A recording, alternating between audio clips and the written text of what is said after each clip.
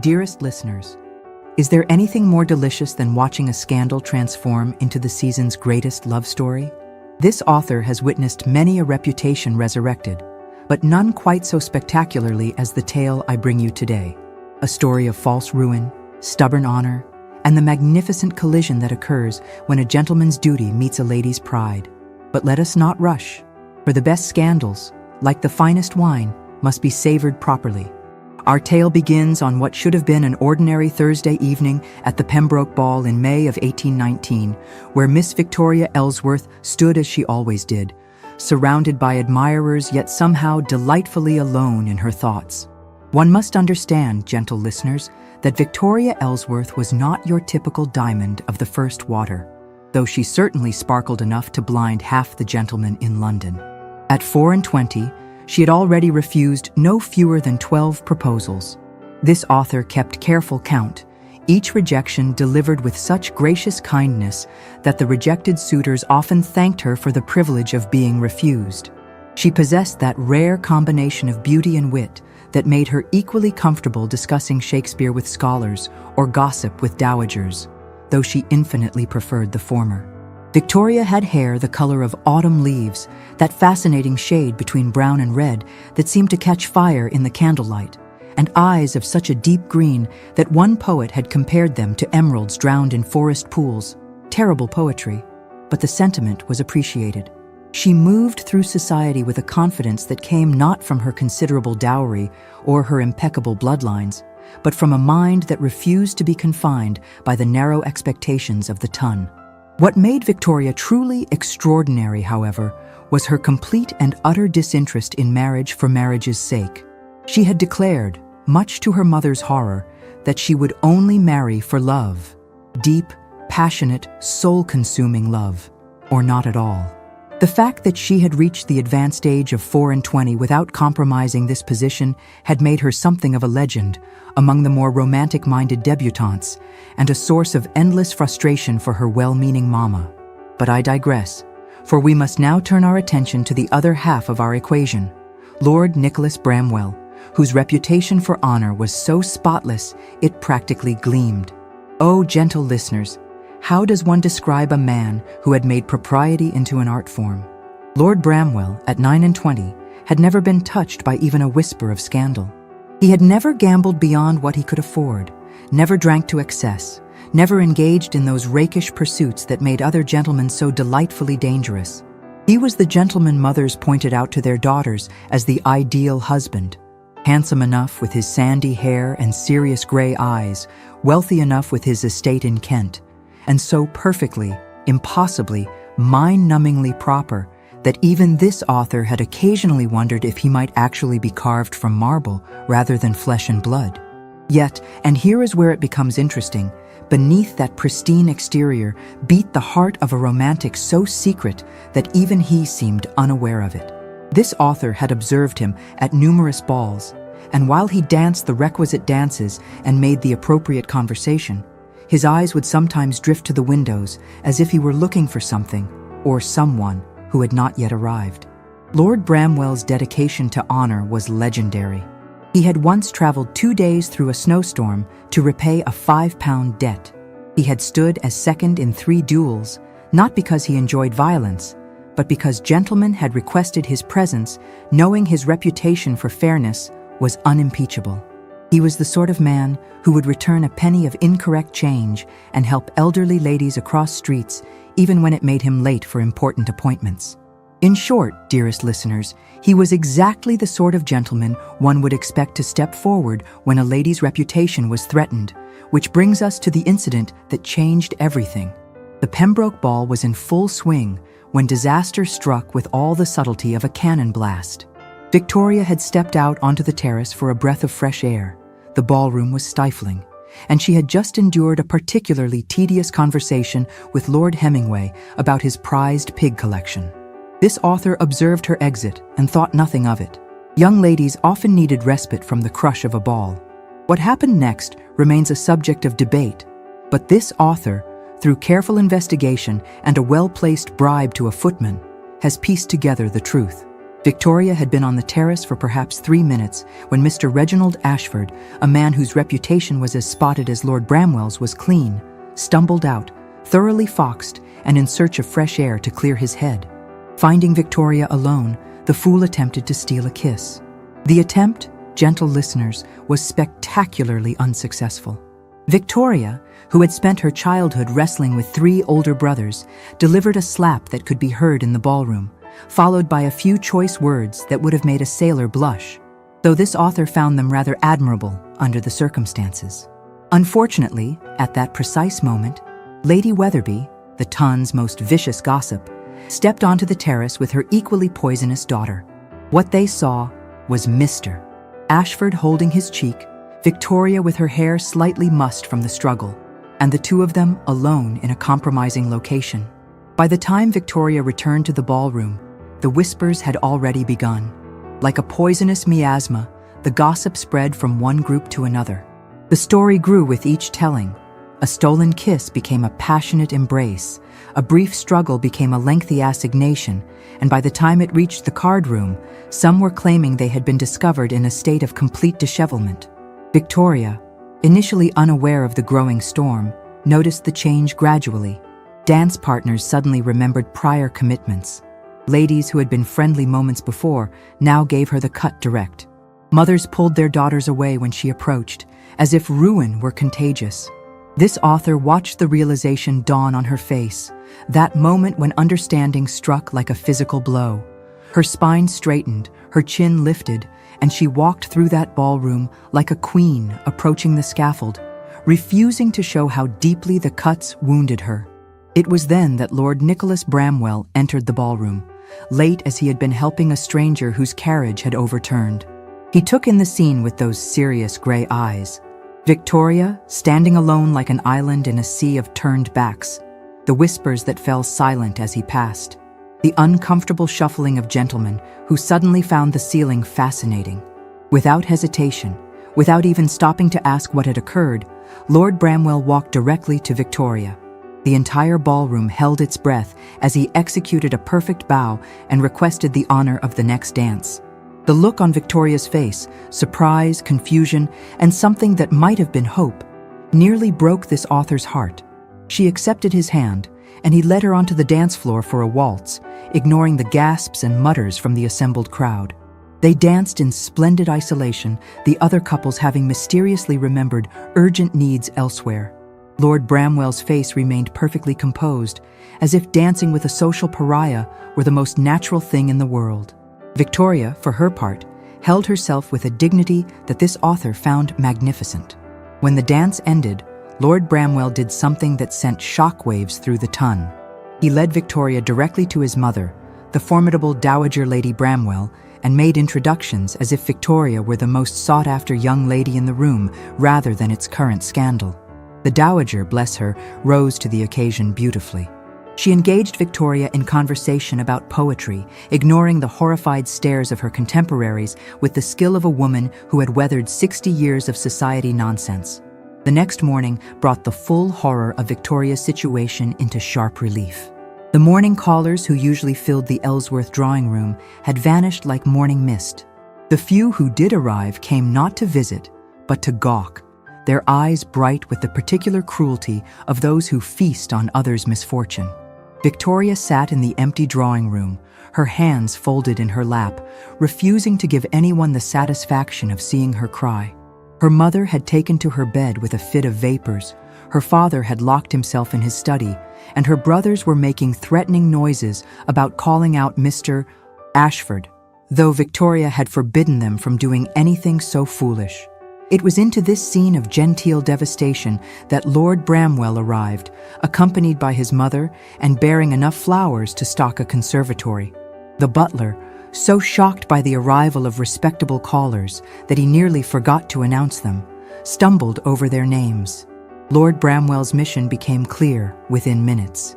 He had come, he announced to Victoria's hastily summoned parents, to offer the protection of his name. He would marry Victoria immediately, salvaging her reputation through the sheer force of his spotless honor. This author, listening from behind a conveniently placed Chinese screen, One does what one must for a good story, watched Victoria's face transform from gratitude to something far more complex. She thanked him for his kindness, his nobility, his unparalleled sense of honor. Then she refused him.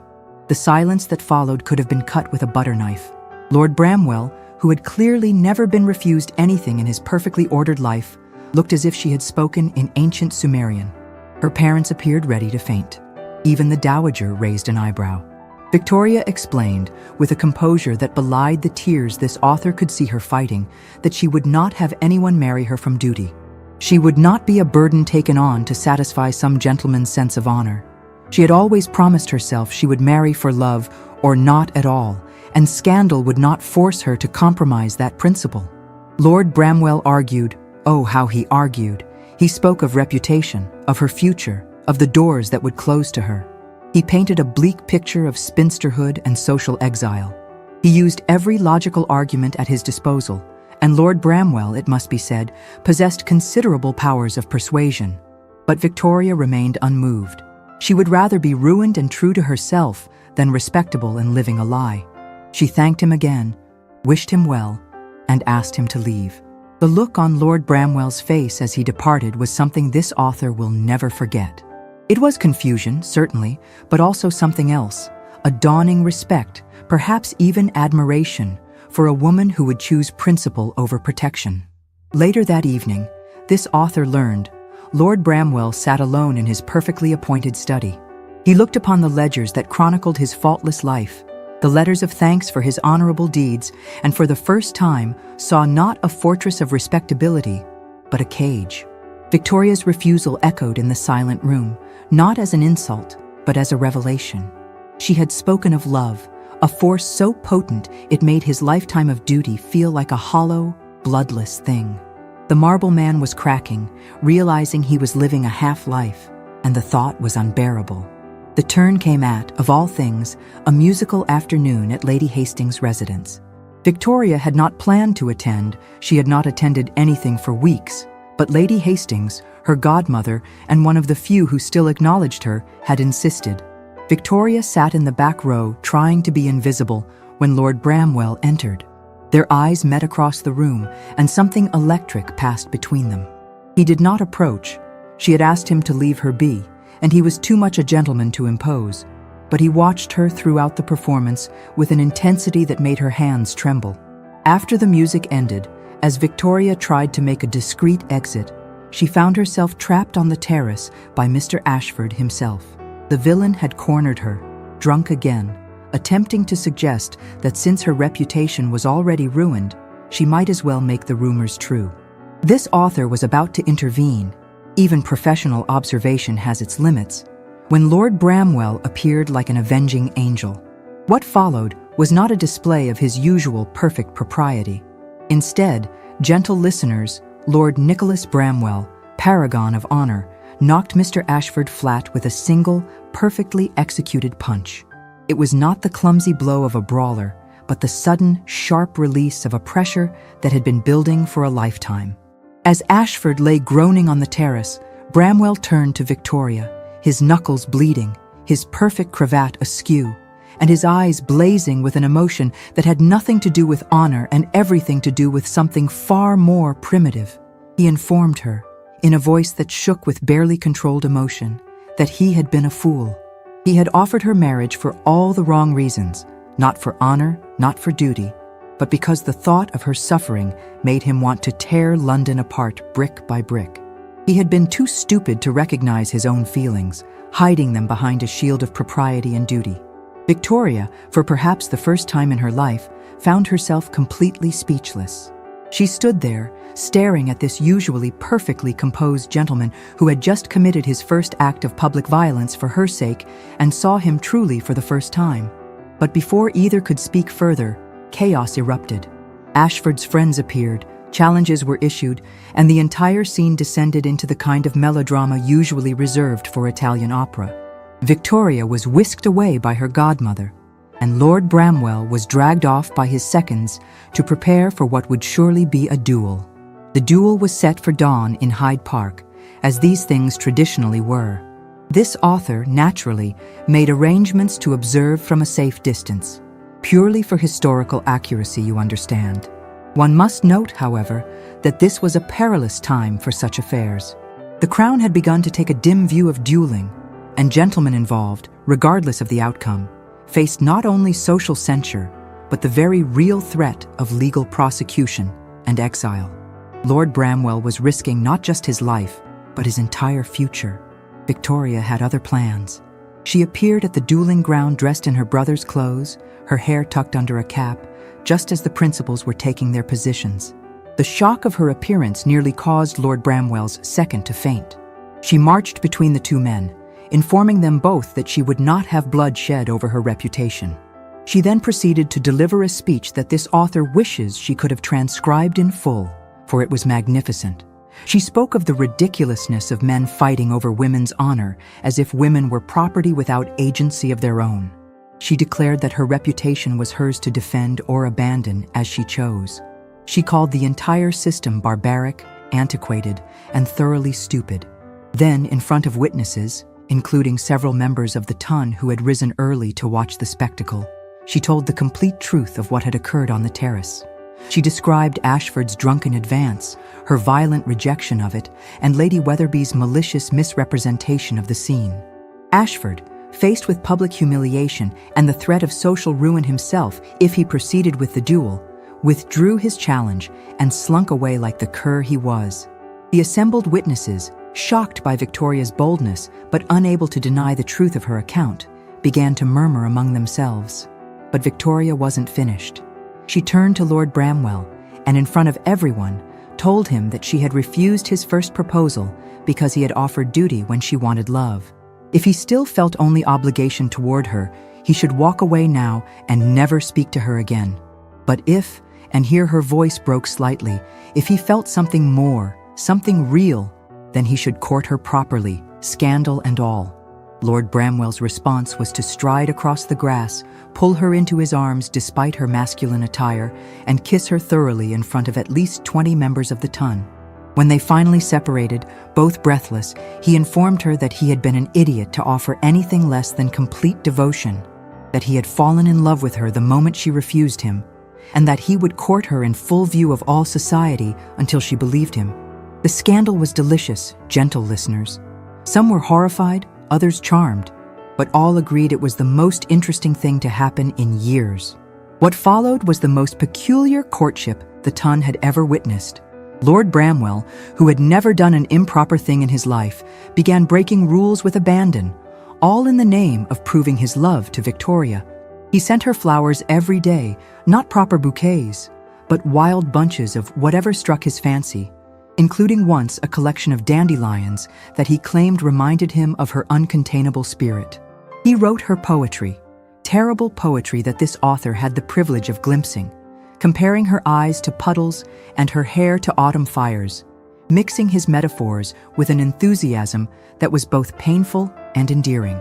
He stood outside her window one night playing a violin, badly, as he had never learned, until the watch came to arrest him for disturbing the peace. He challenged anyone who spoke ill of her to a duel, accumulating so many potential engagements that the authorities threatened to arrest him for that too. But most remarkably, he began to change in ways that went beyond mere romantic gestures. The man who had lived his entire life by strict rules began to question those very rules. He spoke in Parliament about the unfairness of women's reputations being destroyed by gossip, while men emerged unscathed. He publicly criticized the double standards that allowed Ashford to continue in society, while Victoria had been ostracized. Victoria, for her part, found herself falling for this new version of Lord Bramwell. Or perhaps it wasn't new at all, but rather the real man who had been hiding beneath layers of propriety all along. She saw the passion he had kept contained, the humor he had suppressed, the wild romantic heart that beat beneath his perfectly tailored coats. Their courtship became the talk of London. Some called it the romance of the century, others declared it a disaster. But no one could ignore it. They were seen everywhere together, walking in the park, attending the opera, dancing at balls, for hostesses had begun inviting them again, if only to ensure their events were interesting. The turning point came at the midsummer ball at Vauxhall Gardens. Lord Bramwell had been courting Victoria for 2 months, and speculation was rife about when he would propose again. What no one knew was that Victoria had already decided to accept him. She had decided weeks ago, truth be told, but she wanted him to be absolutely certain of his feelings first.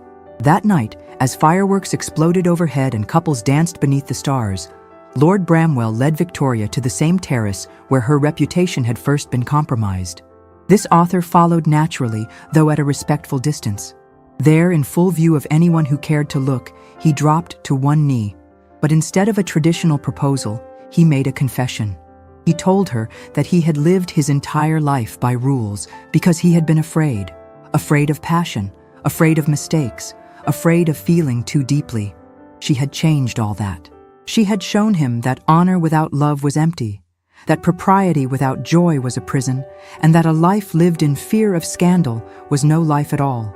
He offered her not just his name and protection, but his whole heart, his transformed self, his promise to spend every day proving that love was worth more than all the reputation in the world. Victoria's response was to pull him to his feet and kiss him senseless, right there on the terrace where it had all begun. When they finally parted, she informed him that she had been his from the moment he punched Ashford, but she had needed to be sure he was hers in return. The wedding, dearest listeners, was the event of the season, not because it was grand, though it was, or because it was fashionable, though it became so, but because it represented something revolutionary, a marriage based entirely on love, born from scandal, and celebrated in defiance of society's expectations. The ceremony took place at St. George's in Hanover Square on a September morning, when the light streaming through the windows seemed to turn everything golden. Victoria wore a gown of cream silk that scandalized the matrons by having a lower neckline than strictly proper, her small rebellion against the forces that had tried to destroy her. Lord Bramwell waited at the altar, looking like a man who had won the lottery, the crown jewels, and the keys to heaven all at once.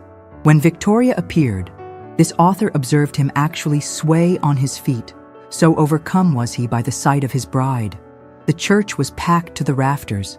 Every gossip who had whispered about Victoria was there, every gentleman who had cut her, every lady who had turned her back.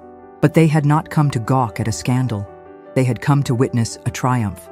For you see, gentle listeners, in the weeks leading up to the wedding, the truth about that night on the terrace had fully emerged, not by chance, but by design.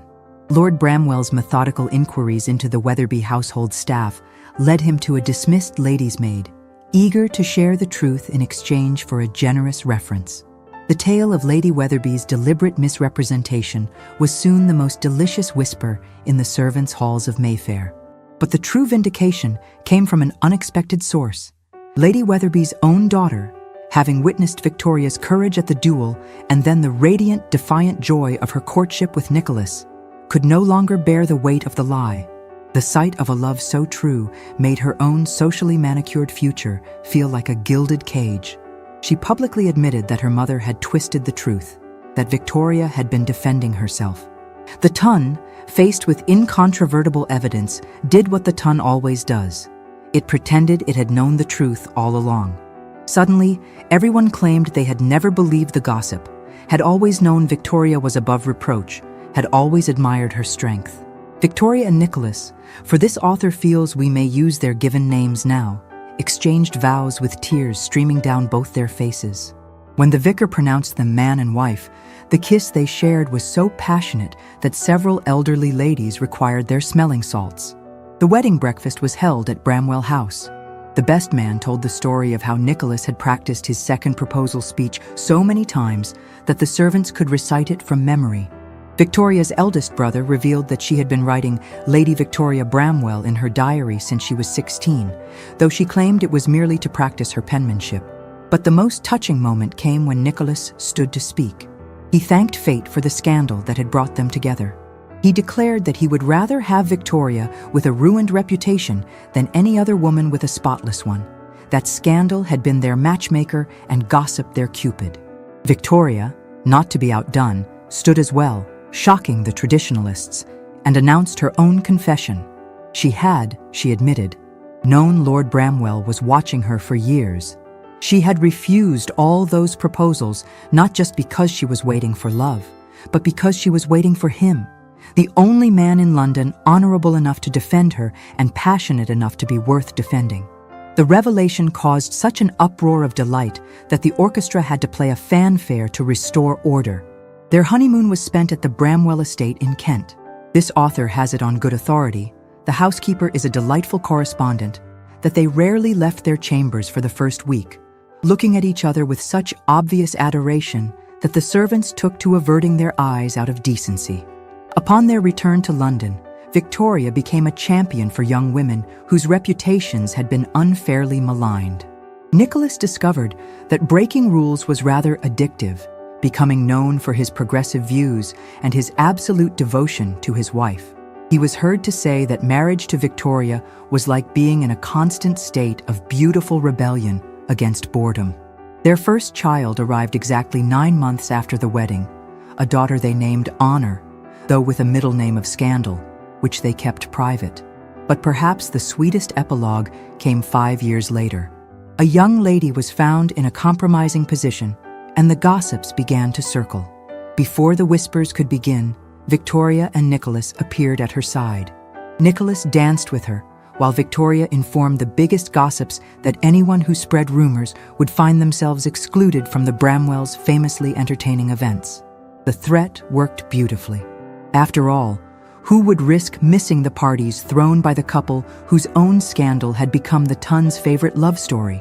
And so, gentle listeners, we see that what begins as ruin can end in triumph. What starts as duty can transform into devotion. And sometimes the sweetest reward comes from the most bitter beginning. Your devoted chronicler, Lady Ravenswood.